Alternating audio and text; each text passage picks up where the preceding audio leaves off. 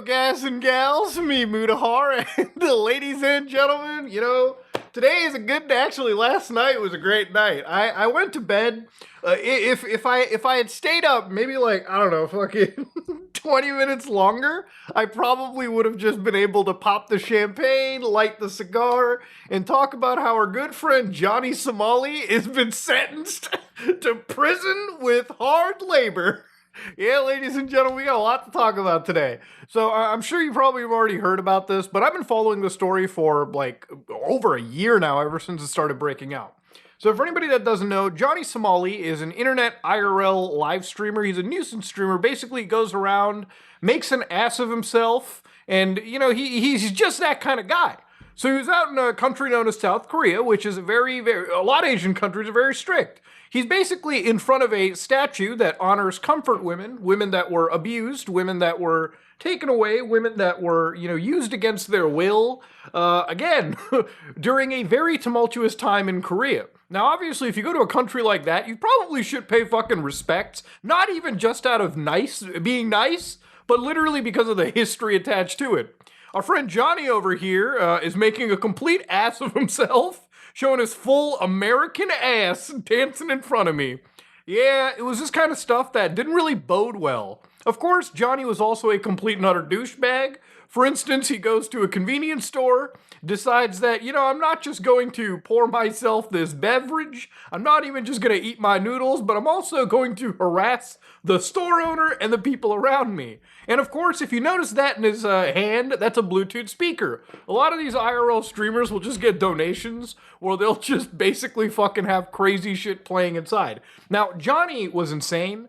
Johnny didn't, however, play anything on the same levels of, like, Arabandi. Arabandi straight up played, like, a fucking bomb detonation sound in a fucking school, which, probably not the smartest thing to do, but, again, there's a whole litany of history with these fucking idiots. But anyways, you can see that Johnny's trying to intimidate this store owner over here.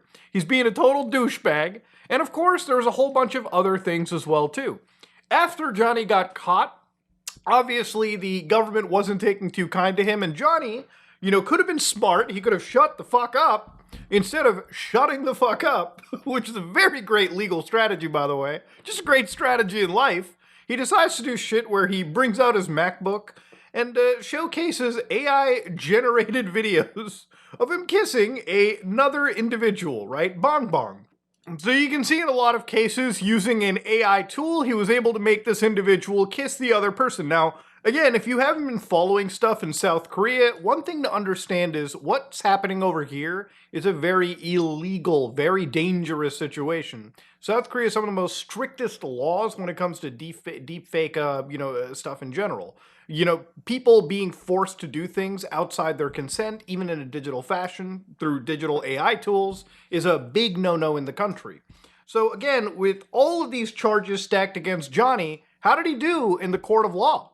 Well, it actually came out last night that Johnny did in fact get guilty on almost every single charge that got thrown in his way. So for instance, the prosecution actually, and to some people watching this might be kind of an L, but I'm actually going to explain to you why it really isn't. So the prosecution originally sought 3 years of hard labor. The court landed on 6 months with 20 additional days of detention. As part of his sentence, Ismail is barred for 5 years from working at institutions that serve minors or people with disabilities, and must register as a sex offender for the same period. So, you might be like, only 6 months? To give you an idea, 6 months with hard labor. It doesn't actually seem like a huge win, but in some ways it might actually be. We're going to get into the legal discussion in a bit too. But he'll also have no access to a cell phone while incarcerated, and basically, for the duration of the time here, he's already kind of considered a flight risk. So he's pleaded guilty to several obstruction of business charges and minor offense act violations. However, like the deepfake stuff we talked about a few minutes ago, he refused to accept those charges. He was ultimately convicted on all counts, including those tied to AI-generated sexual content involving that female YouTuber. His mother submitted a separate petition to ask the court for mercy, which, I don't know, I guess the only person I really genuinely maybe feel bad about this in the story is, probably Bong Bong, simply because she was forced to kiss this fucking monster without his consent, even if it was completely digitally altered. And of course, honestly, his mom too. It's like, imagine getting fucking pregnant, raising this fucking idiot for like over 2 decades, and then him doing this kind of shit. Like, at that point, man, I mean, you've already just lost in life in every capacity. But ultimately speaking, obviously, he admits that his behavior was reckless. I mean, obviously, no shit. And of course, he said that growing up in the United States left him unaware of how serious South Korean law would treat actions he believed were not illegal at home. Now, of course, thankfully, the court did reject that framing in its ruling because, I grew up in North America my whole life, but it doesn't mean that if I'm gonna go to a fucking country like South Korea, I'm gonna start giving lap dances to the comfort women statues. I'm probably going to be respectful of their. I wouldn't be giving a lap dance, period, okay? But yeah, Johnny, being the fucking idiot that he was, did dumb shit and basically got some real consequences. Now, looking into the actual inmate treatment, if you go to South Korea's correctional facilities, you'll see that for one, they're a very regimented country, right? This is not like prison in the United States of America where it does vary, but people generally just live in a fucking big ass building, and it's almost like a culture within a culture. There's not so much like, hey, you wake up at 9 o'clock, you do this by the minute, that by the minute. From what I understand, Johnny's gonna hate how regimented South Korean prisons are because it's almost like analogous to how the fucking military operates in some cases. So when you think of prison labor, obviously there's a big difference between North Korean prison labor where you're absolutely gonna die of exhaustion and whatnot. South Korean prison labor might actually be fucking great for Johnny. Actually, this might be a great situation. Prison labor is part of the execution sentence.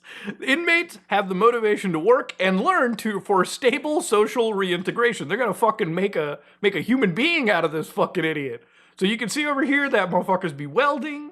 They be working with their hands. Sometimes they be gardening. Sometimes they're making good old furniture. But inmates are required to work 8 hours a day, so full job, improve productivity, and they are given business support funds when they work more than 8 hours a day. So you actually do fucking get overtime. I don't know if Johnny qualifies for that, but I think under South Korean law, they can't just fucking make you work entirely for free. Independent prison labor systems promote successful social reintegration and prevent recidivism by encouraging inmates to work hard and earn money for their after-prison life. Now, from what I understand, Johnny was dirt poor during this whole situation. Like, he ran out of money, obviously. He's not super intelligent, as one could imagine. So, look, I'm not even joking around. I'm not even being mean. I think this is a great situation for him. People think that prison with labor is a bad idea, but I think this will make a man out of the guy. I think in 6 months, if he actually goes through with all this, he might end up coming out a better person. He might actually end up coming out somewhat rehabilitated. He might end up coming out with more abilities than just making an ass of yourself on the internet.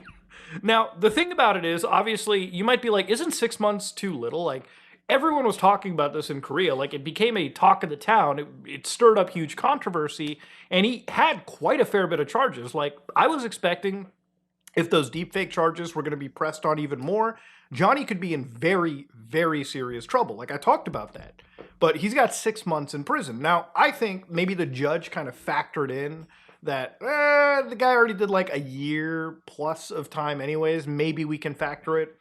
Maybe he looked at the fact that, he was like a kid, relatively speaking. But you never really know what's going to go through a judge's head. Now, if Johnny is smart, Johnny is not going to appeal this, okay? He's not going to go to his lawyer and be like, yo, man, can you appeal it? Maybe we can get it down to 0. Johnny has kind of won, in my opinion, like a lottery. 6 months for what he's done is fucking nothing. Do your time, do some of your labor, make some scratch, get back to the United States. Any lawyer would tell him, just eat the fucking, you know what? Just take the L. Literally just take the L. You fucking won, just do your time, call it a day. Now, at the same time, there's also the 7-day period, I think 14 days, where South Korean prosecutors can also do an appeal. So this is where it gets really murky. Now, if Johnny's lucky, nothing's going to move up from here. But here's the thing. He has all the reason not to appeal because 6 months, honestly, is nothing. But the prosecution has every reason to effectively appeal the case because they were looking for 3 years. They only got 6 months. They wanted way more out of this situation than they ended up getting. So obviously, to think about it, it would make no reason for the actual for the court to not appeal. And from what I understand, within 7 days, they just have to file like a letter of intent saying that they're going to appeal. Their actual like big argument can come down the pipeline. And when this happens, Johnny, first off, Johnny's like prison sentence, from what I understand, starts right now, literally as of yesterday.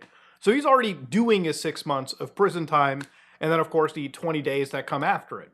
But if this gets appealed, obviously his stay in Korea is not going to be just those 6 months or in 20 days. It's going to be longer. Like an appeal will make sure that, from what I understand, his stay could last anywhere from like 6 months to maybe a year. But then again, if he wins that appeal, from what I understand, they could even then further appeal that to like the Supreme Court, which if that happens, and usually I don't think they'll even take a case like this, from what I've read, that would go from like a couple like months to years in just waiting for your actual like case to be heard at that point. But yeah, Johnny has basically found the consequences of his own actions. He is going to spend 6 months in a hard labor facility in South Korea.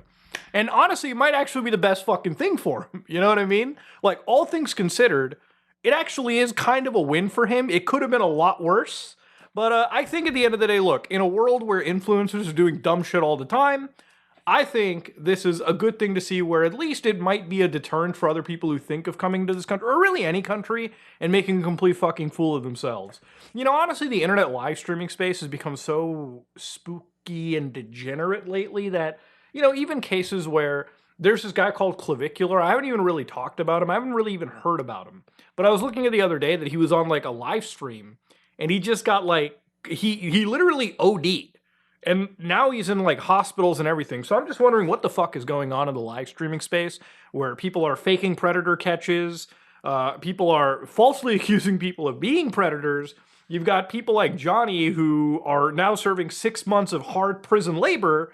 And in some cases, you got people just straight up abusing actual drug substances on the internet. We're a long ways away from the older internet of like 2017, 2018, where the scandals were nicer and cleaner. Now they're just straight up completely fucking illegal and on the verge of what's going on in society. Anyways, though, ultimately, I'm not going to take away a victory here. I think it's good to see Johnny actually taking an L, and to see somebody do hard prison labor, somebody that deserves it like Johnny, is just good to see. If you like what you saw, please like, comment, and subscribe. Dislike if you dislike it. I am out.